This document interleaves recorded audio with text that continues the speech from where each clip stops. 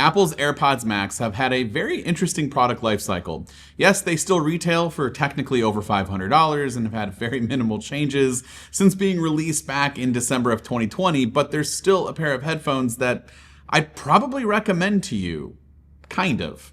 The AirPods Max finally had a refresh a few months ago, and well, the only difference here is that you now have some new color options and a USB-C port over Lightning. This was and still is a pretty major disappointment. You got no new audio or noise cancellation features, no improved hardware, no speakers or performance improvements, just colors and a new connector, which, don't get me wrong, USB-C everything, please, but boy, this was a bummer. That is until iOS 18.4, where the AirPods Max did get a pretty decent update for audio files, with AirPods Max now supporting 24-bit, 48 kilohertz lossless audio, which preserves the integrity of the original recordings and allows listeners to experience music the way the artists and producers intended it to sound when recording in the studio. This update also gives users ultra-low latency audio, which for me is actually kind of a big deal, because if you try to use these headphones for editing, especially if you're just doing it over Bluetooth,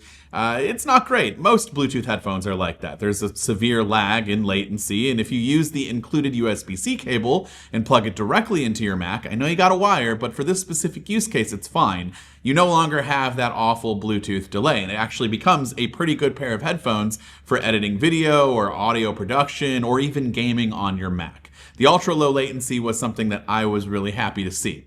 Even though I was happy to see these updates come out for free for those who have AirPods Max, keep in mind, of course, there is a little bit of a catch, and it's for those who only have the USB-C AirPods Max, which is just really unfortunate for those who practically have the exact same pair of headphones, but with a different charging port. So that's pretty much all that's new in the last 5 years, but if you're completely new to the AirPods Max, let me fill you in on why I still think these are really good. For one, they sound absolutely incredible. A pretty even, maybe slightly low end, lows and mids, heavy, just a little bit, but otherwise they are pretty well balanced. You get spatial audio and Dolby Atmos, and just fantastic. Every second of it is really, really good. And even after all these years, there really aren't many at this price point that beat AirPods Max, in my opinion, for sound quality. Only a few have really just kind of stacked up with them. And the same goes for transparency and noise cancellation. I would say that that's kind of the top tier is AirPods Max for noise cancellation. It's really, really good. There are other headphones out there that are right there, or maybe just a little bit below. And of course, if they're cheaper and you like them, then absolutely go for that. So in my opinion, with audio and then noise cancellation and transparency kind of being the most important features, the AirPods Max are still my go-tos, especially for long flights across the country where I not only need a lot of battery for those longer flights, but top tier noise cancellation. So blocking out the plane noise and the people around me just a little bit more than, say, a short flight where I would probably just use AirPods Pro. They also are very well designed and they look great. They fit an aesthetic, and if that makes sense to you and you like the look and feel, then I think you'll enjoy these.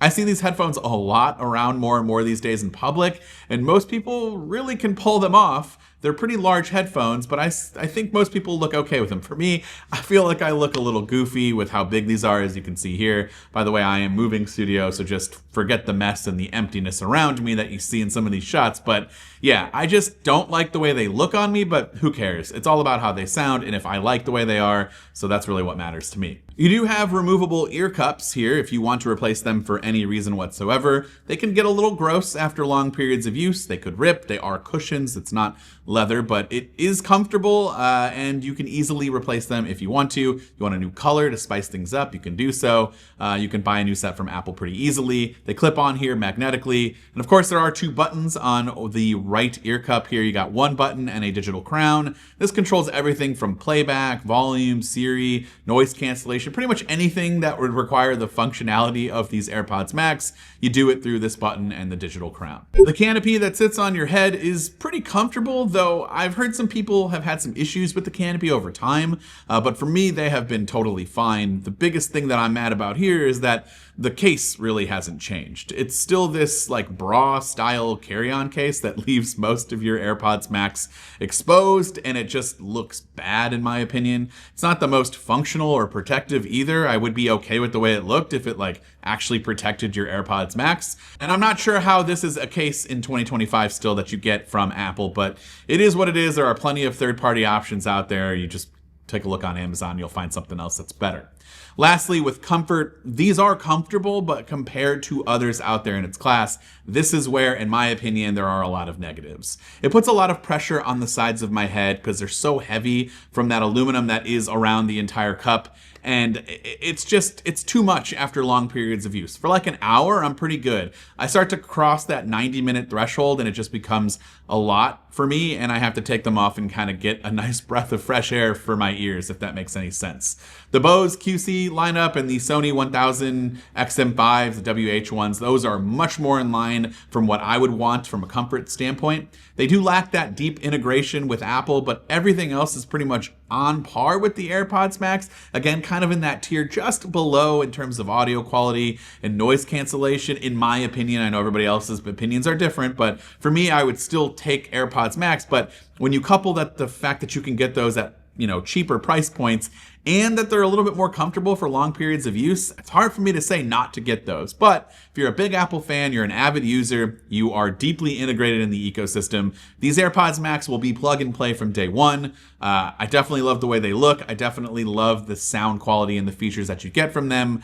I hope that you can find them at a much cheaper price point than the $549 retail from Apple. Definitely look somewhere else. I'm sure you can find something cheaper. And if you don't care about getting lossless audio, if you don't care about having all your products be USB-C, and you don't really care about that ultra low latency that came in the 18.4, you could definitely find a cheaper version with Lightning, and it'll be exactly the same experience for the most part, minus a couple of those new things. But let me know in the comments down below what you think of AirPods Max, if you've been using them for the last 5 years, if you just picked one up, what are your thoughts? Let me know down in those comments. This has been Dan with MacRumors. Thanks so much for watching, and I look forward to seeing you around in the next video.